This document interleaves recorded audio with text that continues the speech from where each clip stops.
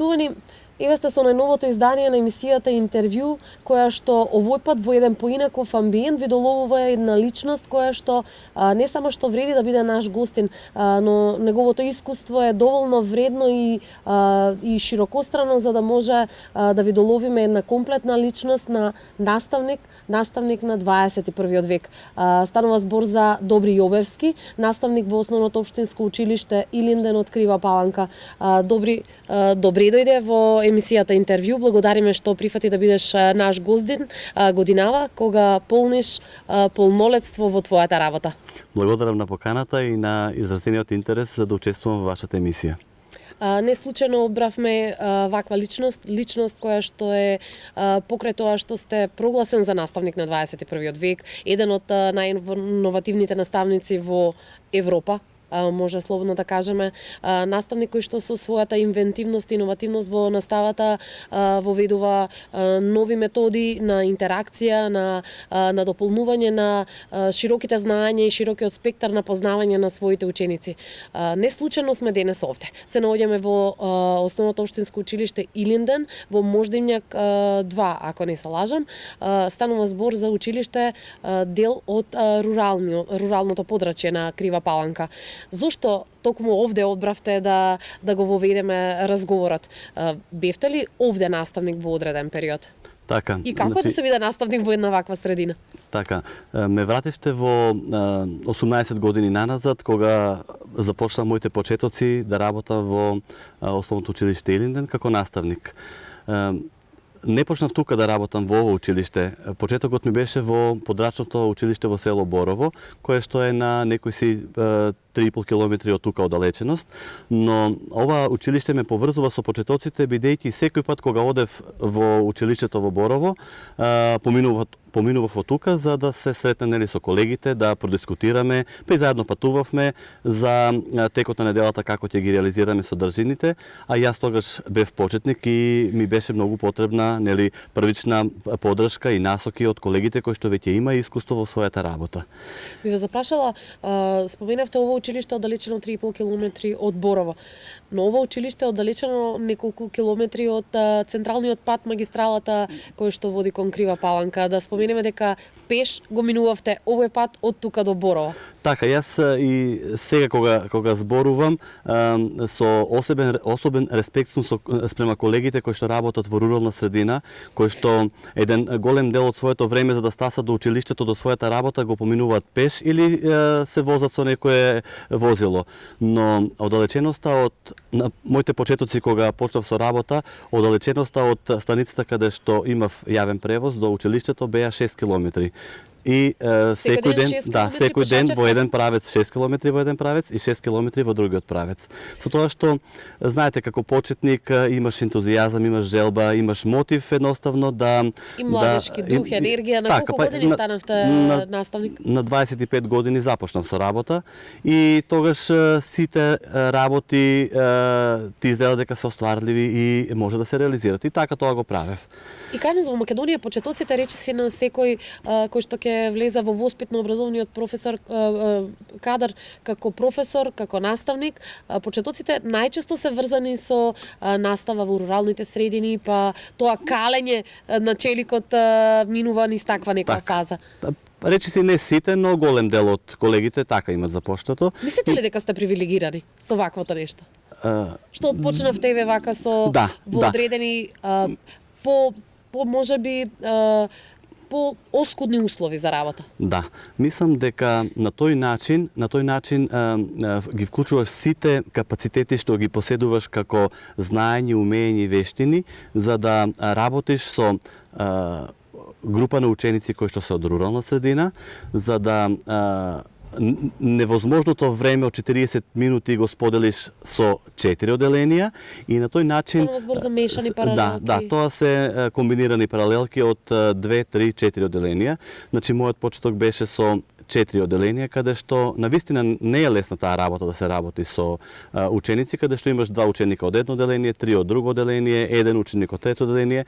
Тоа е комбинирана настава каде што времето мора да биде добро испрограмирано, добро изорганизирано, а повторно ќе се вратам на почетокот, како почетник тоа не си толку вичен да го правиш. Со тек на годините стануваш повичен во таа работа да ја менаџираш едноставно училницата. Но мене да ви кажам, ми беше едноставно предизвик кога одев во Борово во училиштето, оние дечиња кои што можеби годишно по еднаш до два пати доаѓаат во градот, кои што имаа потребно едноставно на дотурно информации, да им го доближиш светот на начин како ти што го гледаш и како што е во реалноста, бидејќи таму пред 18 години мислам дека во една-две куќи имаше телевизор, радио слуша луѓето и мислам дека немаше интернет. Мислам дека ми беше на мене предизвик, а и учениците со нетрпение го очекуваа моето доаѓање за да слушнат нешто ново, нешто интересно. Не можам да заборавам кога на почетокот првата нова година им организирав во училиштето, кога им однесов елка и некои ученици прв пат видоа елка. И тоа беше едноставно возбудливо за нив. Така, се чувствуваа дека впечатливи, да.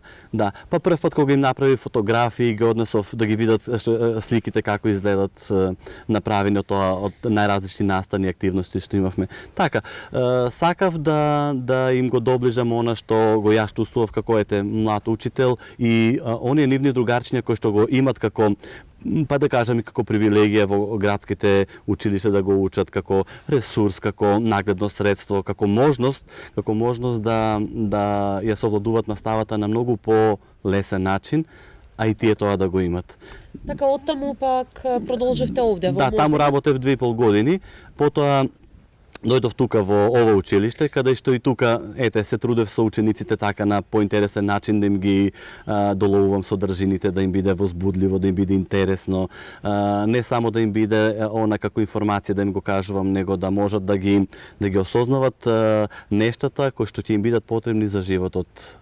Така, има ли разлика помеѓу сепак учениците од градска и рурална средина во односот кон наставникот, во стравопочитта, во целокупната слика и визија за наставникот? Па мислам дека тоа доаѓа пред се од домашното воспитување на учениците. Не можам да кажам дека ние кога се појавиме пред учениците како наставници, па тие треба да ни се плашат на нас. Почитувањето мислам дека е домашно воспитание и култура на личноста. Имаат ли сите ученици денес тоа? Па можам да кажам дека во овие последните неколку години тоа малку помалку го имат, за разлика од порано каде што работев со учениците и пак ќе кажам, овие во руралните училишта малку повеќе има така почитување спрема професијата наставник, како работиш со нив, го почитуваат секој добар гест што им го пружаш како можност за да научат некои работи. Сега работам и во градско училиште, не чувствувам дека има некоја разлика. Мислам дека и поставеноста на наставникот спрема учениците, отвореноста, транспарентноста во разговарањето, во умешноста која на секоја секунда буквално. Така, да. Мислам дека учениците умеат да всушност сите деца умеат да препознат и да проценат кој колку може спрема нив да вложи и кој колку вложува за да каква енергија им пружа претпоставува. Па битна работа, многу важна работа е, посебно во овие денешни услови во кои што динамични, во кои што живеат и сме обкружени со најразлични информации и сознанија.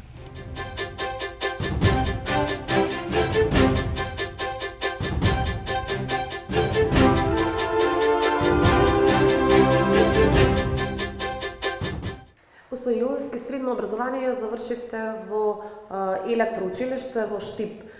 Како одлучивте да станете наставник, педагог? Така, тоа кога беше усмерено образованието, завршив првин 2 години во Крива Паланка во средно образование, усмерено образование, а потоа се запишав електро, завршив во Штип, електротехничар. Во Штип веднаш до училиштето електро каде што одев, беше педагошката академија. И така, случајно неколку пати одев на академијата, видов како и на кој начин е процесот за да се запишеш, да учиш, да дипломираш педагошка академија. Се пријавив, се запишав и успеав да завршам педагошка академија. Со тоа што кога почнав да работам имаше потреба нели да се доквалификација направи, да имаш високо образование според годините на стажот и на возраста. Се запишав потоа на педагошкиот факултет во Скопје и таму дипломиран професор по деленска настава. Кога не би биле ова што сте, би завршиле ли некакво друго образование па да се занимавате со нешто друго? Се пронајдовте ли во професијата? Да. Имавте ли желба за нешто друго? Па знаете, кога си помлад имаш можеби повеќе желби и тие некако одат во фантазија на пошироко разгранување на желбите. Но кога си повозрастен малку сакаш и она попрактично да си го примениш во секојдневниот живот и сето она што е попрактично за животот. Јас кога не би бил учител би се запишал да бидам архитект. Но сега и вие сте архитект своевиден. Така. Го градите карактерот на личноста, поставувате основни темели, букви и бројки. Така. Мислам дека учителствувањето и да бидеш учител на дечиња кои што се на основна возраст, каде што учат описменување, математика, читање и пишување, мислам дека тука е основата и темелите на формирање на здрава личност. Сега тука треба многу работа и многу труд да се вложува во целиот тој процес за да се формира една здрава личност, со тоа што ние можеби кога почнуваме во прво одделение до пето одделение не може кој знае колку многу да ги видиме сите оние афинитети кои што ги развива ученикот. Се садуваат сите основни навики и за одговорност кон учењето. Така. И кон учењето, кон заедницата, кон средината, кон семејството, сето тоа што го учат во училиште е многу битна и важна работа за формирање на една здрава личност во општеството во кое што ние живееме. И се она што вие го минувате, мора да ве прекинам тука, мислам дека и вам како личност и секој го облагородува, значи искуството и ве споменавте, бевте во Борово, па учителствувавте овде, од тука заминавте во Конопница. Така, значи секое место, секоја средина си има свои посебни белези и впечатоци во процесот на мојата работа.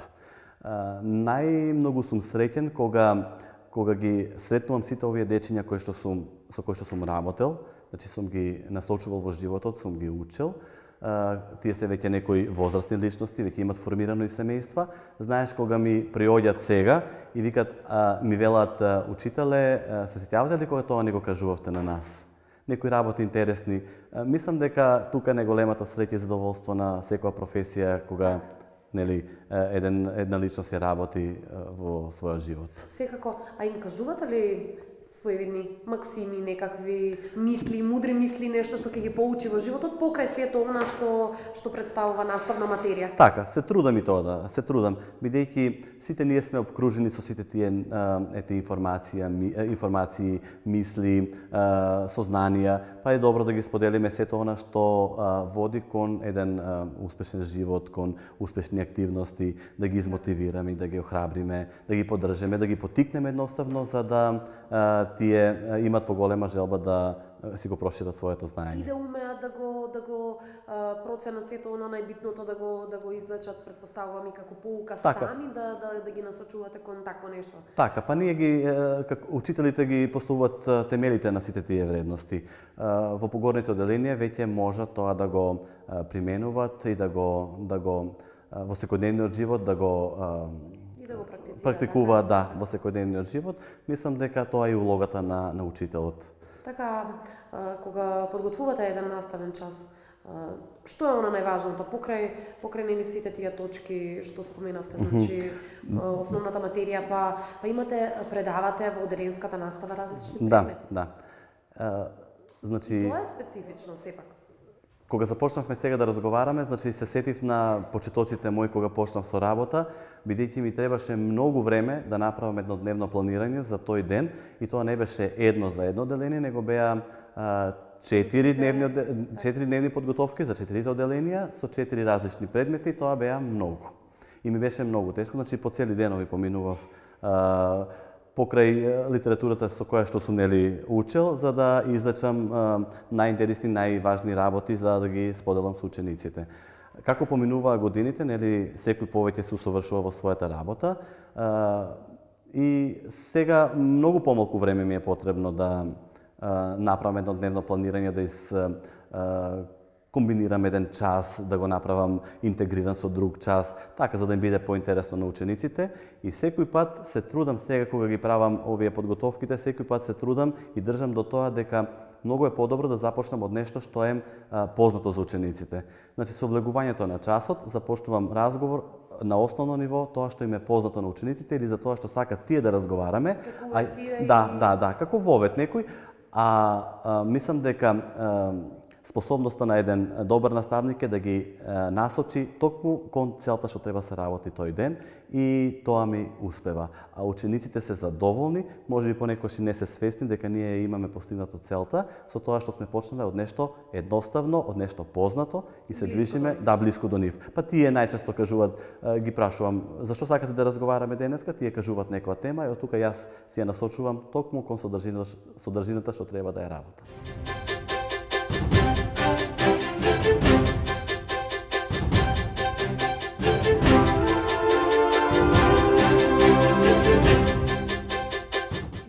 Како протекува еден ваш наставен час? Како поминува еден цел ден во наставата кај вас? Значи, на повеќе начини може да направиме пристап за да ја реализираме содржината. Некој пат може да бидат оделни часовите засебно во зависност од предметите, но некогаш правиме интеграција помеѓу предметите за да има некоја последователност со содржините кои што ги обработуваме. Како што рековте, да, како што кажав. Така. Па мислам дека на сите нас, поаѓајќи нели и од децата, сакат да зборуваат за тоа што им е познато. Така и го започнувам часот. Започнувам со разговор за познатото, за да се движиме кон непознатото и да на крајот извлечеме некои заклучоци од содржините кои што ги работиме. За на тој начин да имат потрајни вредности информациите кои што ги добиваат од наставникот. Сега ги воведувам за да тие почесто имаат можност да истражуваат, бидејќи преку процесот на истражување доаѓаат до различни сознанија, различни информации и потоа тие ги пласираат информациите пред другарчињата за да можат и тие нели да видат дека при решавање на еден проблем може да имаме најразлични пристапи во ослободување на содржините. Секако бевте прогласен за иновативен наставник. Наши наставници иновативни, најиновативни во Европа гласеше насловот во еден од написите од печатените медиуми. Во што се состои таа иновативност? Вие спомнувате дека и многу е важно иновативноста и инвентивноста на учениците да биде и поттикната од ваша страна, за да умеат сами да креираат, да истражуваат и сами да осознаваат многу нешто. Така, значи тоа беше една од наградите која што ја добив како иновативен наставник. Добив од Intel исто така награда за примена на дигитални содржини во обработка на наставен час.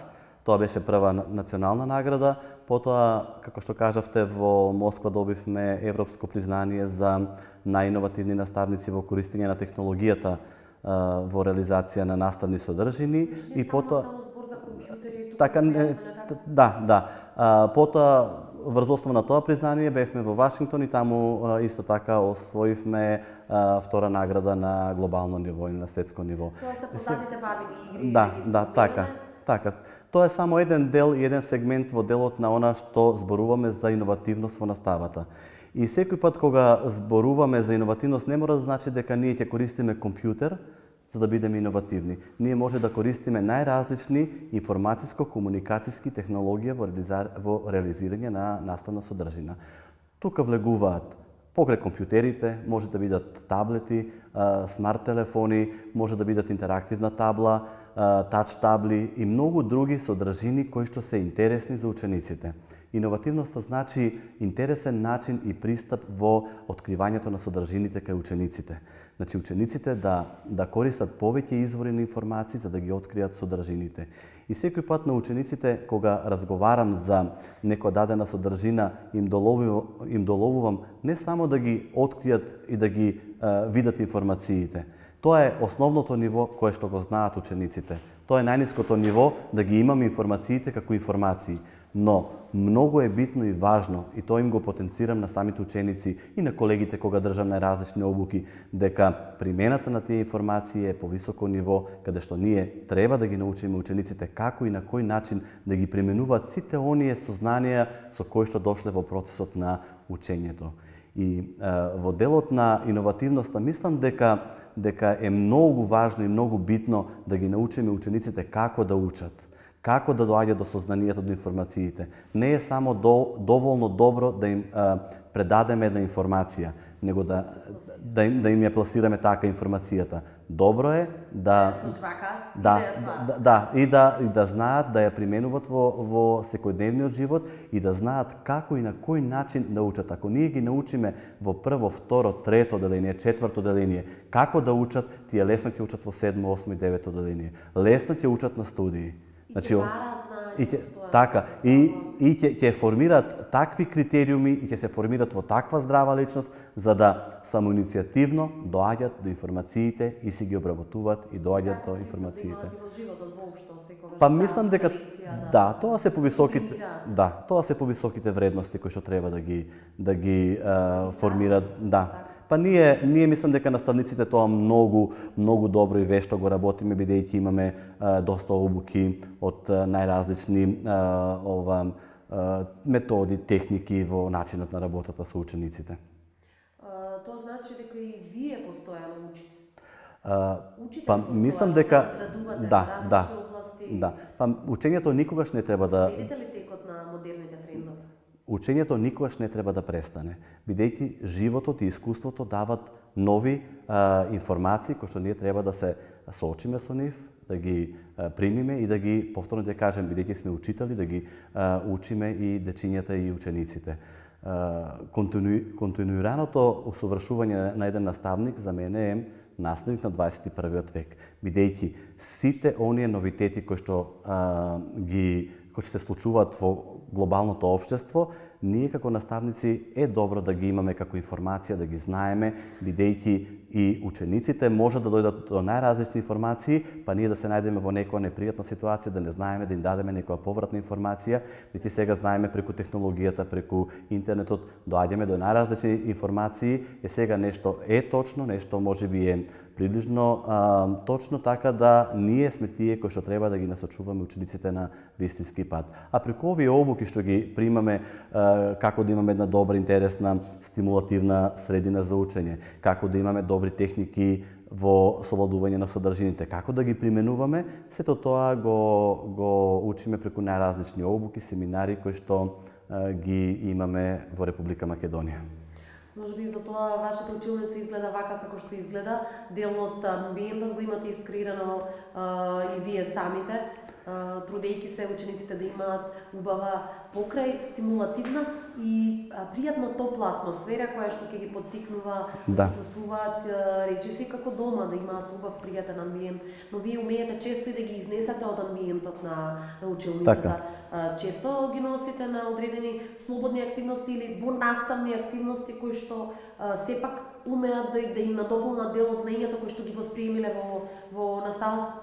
Така е. Значи, повторно ќе кажам, благодарение на сите обуки што ги имам поминато во мојот работен век, па и претходно имав некои семинари и обуки, сето тоа доловува еден амбиент како да имаш представа што е она што би можеле да го очекуваат учениците, родителите од тебе како наставник. Сега јас се трудам тоа да го направам на еден начин да биде навистина добар и интересен. Во почетокот кога започнав да работам со учениците во помалите оделенија, јас некако ги водев учениците како тоа би било добро да биде направено. Сега, бидејќи имам 5 оделение, многу ми е полесно, бидејќи гледам дека тие вештини веќе учениците ги имаат совладано и тие сами започнуваат, па учителе, ова да го ставиме тука, ова е добро. И се трудам да сите оние ресурси со кои што располагам јас како наставник и оделението, да ги имат учениците на дофат. Бидејќи, ако ги учиме учениците да прават избор при изборот на некој, дали дидактички помагала за реализација на некоја содржина, дали преку некои помошни средства, нагледни, ако ги научиме тие да прават избор во прво, второ, трето деление, колку е после лесно да направат избор во животот за добрите работи. Мислам дека тука е клучната улога на еден наставник, да им дозволиме на учениците да прават избор, да им дозволиме на децата да имат простор, време и можности да прават избор. Кога ќе го има тоа, мислам дека многу полесно да бидат самостојни во Па на, некој од така е, на тој начин. Самоуверено, претпоставувам. Така е. На тој начин се создава самодовербата кај учениците, бидејќи гледат дека еден наставник им верува. Во семејството им веруваат родителите. Значи, на тој начин се создава една здрава личност. Велите учениците учат стекнување самодоверба и само такви ќе учат сами, ќе стекнуваат знаења, ќе бараат, ќе истражуваат, ќе креираат. Да, тоа Бараат ли да, дополнителни бараат. информации вашите ученици? Па ако ги водиме во насока дека една информација не завршува тука, дека има можности за дополнителни сознания за таа информација, тие бараат. Јас ги водам на тој начин учениците. Јас им дозволувам за да тие излегуваат од стандардните граници на учење, да излегуваат и да доаѓаат до нови сознанија, до нови информации, да умеат да ги споделат со наставникот, со оделението, со семејството и на тој начин мислам дека сме на вистински пат да создадеме убави, паметни идни генерации. Сега, во претходниот разговор ми кажавте дека да, излегувам од просториите. Малку ќе се навратам на времето кога работев во подрачните училишта. Таму беше многу полесно и поедноставно. Немавме ние ресурси купени, па да бидат така убави, модерни, направени. Тоа се е добро и примамливо за окото. Но кога работев во подрачните училишта, излегувавме во дворот, ресурси ни беа сето она што не обкружуваше нас. Од камчиња, од дрвца, од броење да направиме со колку корени има на јаблки во дворот, колку столпчиња има во оградата. На тој начин им ја доближував и предметот, например математиката, им ја доближував дека математика е сето она што не обкружува нас, од станување до легнување, дека учебникот е еден извор на информации. Значи тоа е само еден извор на информациите кои што можат да ги прочитаме и да ги видиме. Информации има насекаде околу нас и од секаде може и од се може да се учи. Тоа го правам. Бабините игри беа, мора да ги споменам, Да. бидејќи постигна светски признанија и награди. Така. Ги работевте заедно со учениците пред се, Да, беа да. информирани голем број ученици, Така. учениците и сами некои идеи и игри ги донесаа од своите баби. Така, па почетокот беше да најдеме начин како да истражуваат учениците и преку истражувањето дојдоат до сознание за сите оние бабини игри. Така, па тоа го работевме со учениците од Конопница, со колеги од други градови од Република Македонија и со колешки кои што работеа во нашето училиште, колешката Живка Стоилковска и Јасминка Станковска. Значи ние заеднички тоа се некако го спакувавме, ги водевме учениците како да истражуваат, како да дојдат до сознание, па потоа како може тие игри да ги примениме во редовните предмети во наставата, посебно математика, македонски јазик и така натаму. Как беа игрите со камчиња, со кончиња, со плочки, останати, како што рековте, ресурси, она што било на располагање некогаш, Да. она што некогаш го имале малку, но доволно и нашите баби, но и нашите родители можеби. Умеат ли сега децата, еве и вие сте родител, умеат ли сега децата да отидат на улица, во двор, колку често умеат да си играат, да излегуваат надвор, ги стимулирате ли да За жал, да многу. бидат активни, да се социализираат покрај сето И на тој она начин. што го восприемаат? За жал мислам дека помалку. Се помалку, некако децата го трошат времето да излезат надвор, да се поиграат со оние игри со кои што сме се ние играле како деца. Токму тоа беше и специфично во овие бабини. Играта е основа за да започнеш нешто. И тоа е нешто преку игра да учиш најразлични активности. Па знаеме дека и децата кога се раѓаат започнуваат со игра. И ние сакаме некојаш да се поиграме. И ние сакаме некојаш така ни забава на времето на децата. на детството така и ни забава да ни помине времето, да ни мине времето, а со тоа да научиме некои нови работи. Така и децата сакат. Низ игра, низ забава, низ дружење, да научат нови информации, нови работи. Сега помалку. Мислам дека помалку ги прашувам учениците, значи и на таа тема разговараме, некако повеќе се свртени на оние социјални содржини. Па повеќе ти кажам, сега има избор повеќе канали да гледате телевизија. Ние кога бевме деца имавме можност да гледаме само 2 канали, прва и втора програма, а сега имат над 80, 90, 100 па сателитски програми. Дополнително интернет содржини. Па така е. Може да ги Така. Сега тука голема улога игра училиштето, мора да кажам, но и семејството. И семејство мислам дека е клучно тука за одлучување дали детето ќе помине 15 минути на таблетот, на компјутерот или 20 на минути ќе истрча малку надвор во дворот да се поигра со другарцињата. Разликуваат ли едни од други, еве во наставата ги разликувате ли тие дечиња кои што се помалку умеат да се социјализираат? Говорам за еве за дружење, за Така, за има. социјализација. Има некои сегменти кои што се забележуваат кај некои дечиња кои што далеку повеќе времето го поминуваат на компјутерот. Сега, тука има две работи кои што се битни. Тие дечиња што поминуваат на компјутерот некако повеќе информации знаат, кога разговараме дават информации, содржини, додека оние што се играат повеќе се на нивото нели на игра, на забава, мада мислам дека има време кога да ги научиме тие информации преку компјутерот на поголема возраст.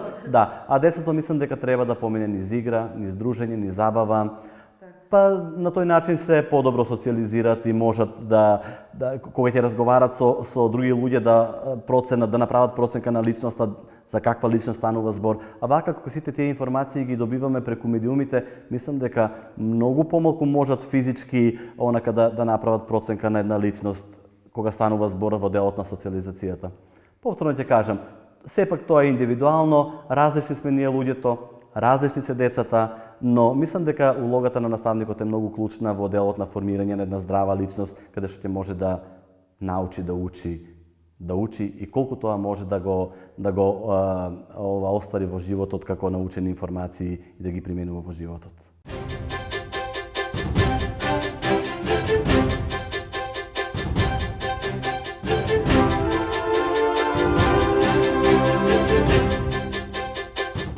Господин Јовевски, покрај тоа што ги учите вашите ученици, постојано да се надградуваат, да барат информации, вие тоа што им го пренесувате како навики, всушност ве отсликува и вас како личност. И вие постојано продолжувате да учите во разни области, се надградувате, имате бројни меѓународни сертификати, признанија. Вие сте и ментор на ваши колеги. Да проговориме нешто околу тоа. Така, значи, за да бидеш ментор треба да бидеш и ти соодветно нели да едуциран така. Преку најразлични обуки, семинари, се имам стекнато со доста вештини кои што може нели да ги применувам како со моите ученици, но да ги споделам тие работи со колегите. Па поаѓајќи во изминатите 18 години, сигурно имам посетено над 300 обуки. Тоа јас каде што имам учествувано на обуки. Со тоа што според некои од обуките каде што ги имам посетувано, сум имал и право или обврска сето тоа да го испорачам на моите колеги. Правејќи некоја статистика или водејќи статистика, имам околу 250 обуки одржано на наставници, на колеги во Република Македонија. Тоа значи дека постојаното мое усовршување во мојата работа доведува до степен да можам и јас да помагам или да им давам насоки, инструкции на моите колеги како и на кој начин тоа подобро да го работат со учениците во оделението, со колегите како да се работуваат, за да нели имаме обострана нели поддршка и подкрепа со колегите. Тоа значи дека во моментот сега сум и ментор на 2 училишта преку проектот со читање до лидерство, каде што се подобруваат математичките и јазичната писменост, математичките вештини и јазичната писменост. Јас сум ментор на 2 училишта во Република Македонија. Тоа е училиштето Христијан Тодоровски Карпош од село Драгоманце и Христијан Карпош исто од Куманово. Овој проект се имплементира од страна на Фондацијата за образовни и културни иницијативи Чекор по Чекор. Сега што значи тоа менторството мое во тие училишта? Значи формирање на заедници за учење, каде што нели на ниво на едно училиште ќе имаме заедница за учење на оделенските наставници и ќе дизајнираме акциони планови, каде што ќе може потоа по тие акциони планови да реализираме соодветни активности со техники и методи кои што ги имаме добиено па преку други обуки исто од овој проект. Тоа значи дека колегите формирате една заедница за учење на ниво на нивното училиште. Помеѓу две училишта имаме поголема заедница за учење, за да сите овие заедници за учење во Република Македонија прават една глобална заедница за учење. Тоа се јавува како потреба бидејќи Имали задоволство? Да.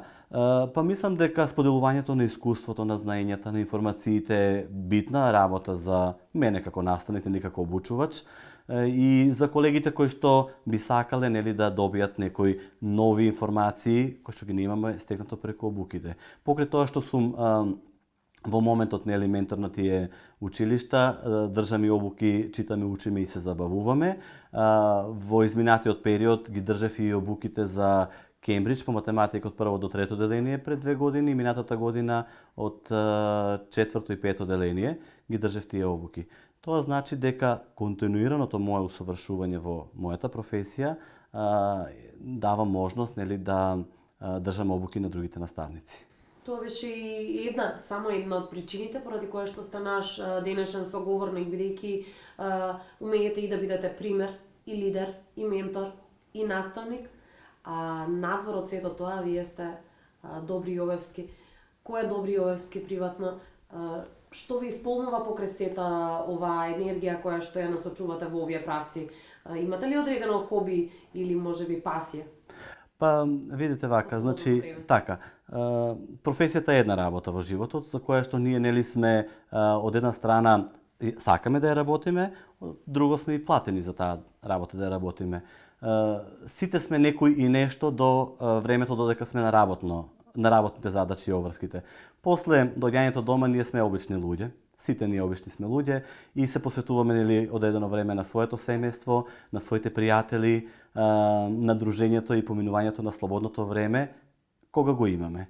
Сега, во последниот временски период, јас немав толку многу слободно време, бидејќи покрај тоа што ги имам сите овие обврски професионални,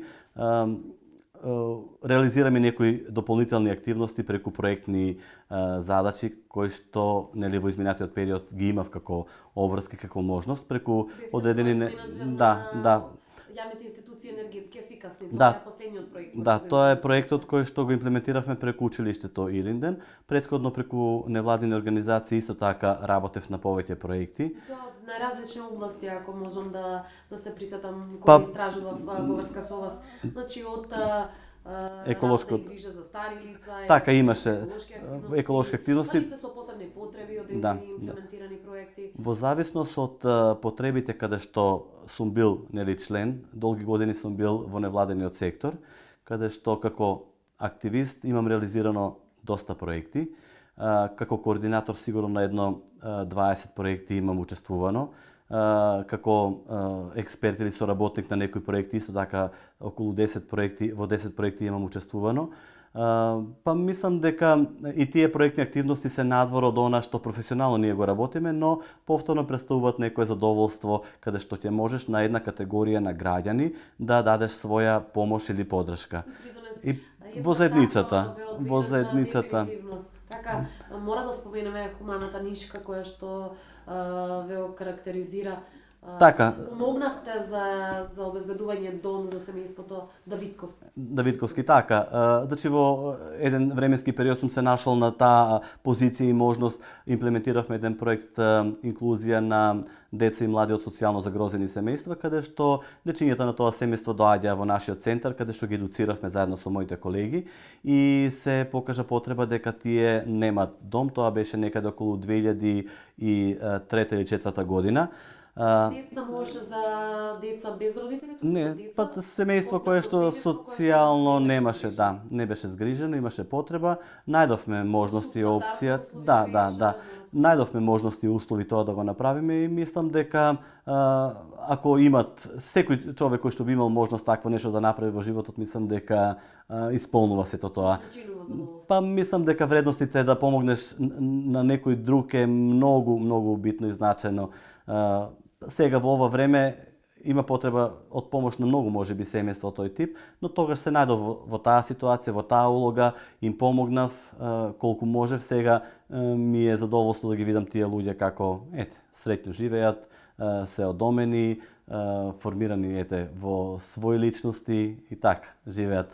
Мислам дека тоа ме прави од една страна и горд, бидејќи сум можел тоа да го направам, сум сакал и сум го направил. Не треба да имаш... Е тоа за ваша доблест, хуманата нишка која ја поседувате? Да, мислам дека тоа треба да го носиш со себе. Така... И не треба да имаш многу за да помогнеш на другите, треба да сакаш тоа да го правиш. Да, во тој поглед нели работевме и со лица хендикепирани, да, ранливи категорија на граѓани, со пензионерите. Така имавме некои активности преку ОПСЕ, преку други фондации кои што финансира во тој временски период кога работев преку невладините организации и така давав поддршка на тие категории на луѓе. Ако сметате дека хуманоста е вашата позитивна нишка која што би ја истакнале, што сметате за ваш недостаток, еве мана, нешто што го правите често, а не го сакате кај себе си? Па така, или на што ви забележуваат, можеби најблиските или... Па така, Што би промениле? избувлив сум во некои дадени прилики кога нешто ме допре длабоко, кој што мислам дека не е така. Значи реагирам можеби брзо. Па подоцна знаеш кога ги пресметаш сите оние работи дали е добро тоа што си го направил или не, гледаш дека некогаш било по-добро да изреагираш одмерено во дадена ситуација и прилика кога се случил некој настан. Гурман ли сте? Умеете ли па понекогаш и да сготвите по дома? Не ли вашите блиски да уживаат во вашите кулинарски вештини? Порано можеби повеќе тоа го правев. Сега е пропуштено таа улога на сопругата, бидејќи таа прекрасно готви. И сето тоа што го сготви е некако со акцент на...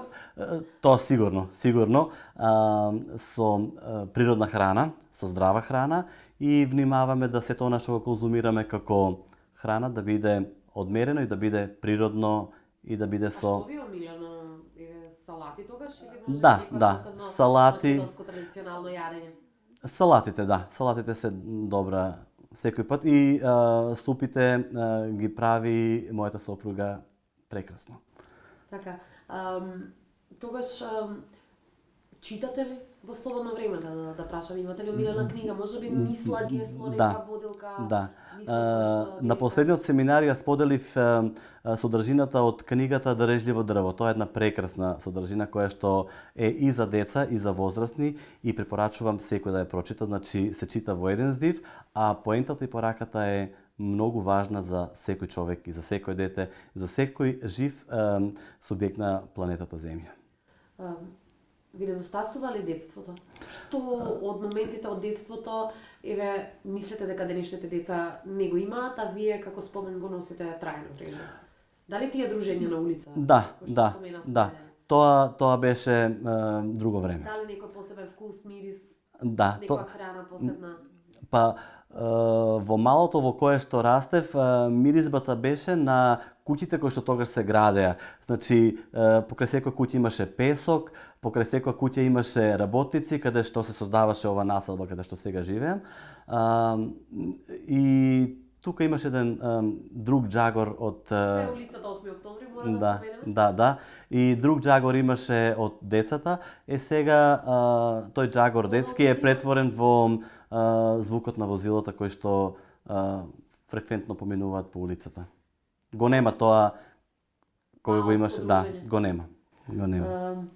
Би упатиле ли некаква порака, еве, нешто од вашето работење кое што би сакале да им го пренесете на помладите колеги, кои што еве сега почнуваат? Споменавте, бевте во рурална средина, најпрви наставник. Имате ли одреден момент, некоја случка која што трајно се врежала тогаш во вашето сеќавање меморија, која што би ја пренеле како искуство на... Па, да, во првата година кога работев, тоа ми остана во сеќавање да кога ги учев учениците од прво одделение да бројат од 1 до 10 и еден ученик ми броеше од 1 до 10 и јас му велам ајде сега да броиме наназад. И тој ми се сврте со грбот и повторно почна да брои 1 2 3 4 до 10. Така ми остана тоа интересно. Броењето наназад. Има ли некаква незгодна случка, можеби? Споменавте, сте оделе пеш по 6 километри во еден правец, па 6 километри во друг правец. Да. Па било, можеби, некогаш и имало некаков ризик. Така, значи... Сами ли пешачевте или имате некој колега? Сам одев, значи кога на почетокот започнав куќе придружник? немав. Кога почнав на работа да одам, значи во септември започнав 98 година. Временските услови тогаш некако беа подобри и сонце грееше цел септември и октомври. Но кога започна да паѓа дождот, си велам, црн пат или? Да, црн пат немаше. 3 километри имаше асфалт, 3 километри немаше асфалт, значи беше црн пат, тоа устрмнина на горница, многу тешко се одеше патот. И на почетокот кога одев нели на работа, времето убаво, си велам леле, кај најдов нели да работам во волку далеко училиште. Кога почна да врне, си велам ако е далеку, само да не врне. Кога започна да врне снег, велам ако е далеку, ако врне дожд, снег да не врне, пошто имаш нели соспи оние по планината наноси, да. Кога заврши тоа, имаше магла некои денови, си велам нека е далеку, нека врне. Нека има и снег, само да нема магла, бидејќи не знаеш што те чека во маглата, бидејќи планина не се гледа. Знаеш ли на диви животни? Да, па 2,5 години е долг временски период, значи секој ден да одиш и да се враќаш на работа, да. Од зајаци, срни, лисици, волци, се имам видено таму на тој пат, но мислам дека сега Менавте една случка, би ја споделила со нашите гледачи. Заврнало многу снег. Да, снег и учениците. За мождивњак, вие сте им ветиле новогодишна забава, сте им ветиле приредба и сте однеле на грб елката. Да, и ветив на учениците дека по секоја цена ќе славиме новогодишната забава, онака како што тие заслужуваат. Се собраа сите родители од селото. Имаше многу снег, не можеше ниту пешки да се излезе со тие соспи што ги имаше на тој пат, но со колешката Живка се договоривме дека по секоја цена ќе им исполниме желбата. Ги носевме и лампионите, и пакетчињата, и елката, ги носевме во раце, на грб, и ми украсивме и беше една прекрасна забава. Прекрасна забава која што мислам дека и учениците нема да ја паметат. И сега ми е многу драго кога ги сретнам тие ученици, кога споделуваат. Се сеќавате ли учителе на тоа што го правевме? Како беше ова? Знаете, годините одминуваат, тие стануваат возрастни луѓе, но те држи таа енергија која што ја споделуваат учениците со тебе, кога те прашаат, кога кажат јас работам во Скопје, јас се оженив, се омажив, имам 2 дечиња, тие се толку големи. Знаеш, тука има некоја драж каде што повторно ти кажам, се сеќаваат учениците на тебе, на сите оние првични чекори што ги правеле. Да, со позитивни. Па не сум имал некое лошо искуство со некој ученик. Мислам дека многуто од учениците ќе ме паметат по добри работи и активности што сме ги работеле со нив. Така, кога ви сублимирале на крајот, само не споменавме порака, можеби до сите ваши колеги, млади наставници, учители, ментори кои што сега запливуваат во водите на педагогијата и ги прават првите чекори тие заедно со своите ученици. Па мислам дека трудолюбивоста да си ја сакаш својата работа. Никој пат да не одиш со некои предрасуди да кажеш ова јас не можам, ова не треба да го направам. Значи, секој пат со позитивна мисла, секоја патека започнува со еден единствен чекор, а на врвот има место за сите. Па мислам дека секој ако се труди, ако вложува во својата работа, ако сака тоа да го направи, има можности за успеси и тие стојат пред секого. Само треба да се зграпчат, да се земат и да се ужива во нив. И да се направи првиот чекор. Да, се разбира. Така, оставајќи ве вам во добро расположение, ве оставаме и да ги направите првите чекори за оно што сте го замислиле веќе за утре. За денес ви благодариме на вниманието, благодариме на одвоеното време кое што го минавте со нашата емисија интервју со нашиот гостин Добријовевски, наставник кој што годинава бележи 18 години од своето работење, наставник во Основното општинско училиште Илинден од Крива Паланка. Благодарност за одвоеното време и на Добријовевски, но и на сите негови соработници кои што беа учтиви, непримија и беа наши домаќини во подрачното училиште во село Мождивњак и во Основното училиште Илинден во централниот објект. Благодарности до вас, не пропуштајте ја нашата реприза, веќе следниот ден во 14 часот и 15 минути. Останете на програмата на К3 и следете ги сите репризи на емисијата, но и сите содржини кои што ќе ги пропуштите на нашата веб страница www.k3.mk. Ви благодарам за вниманието.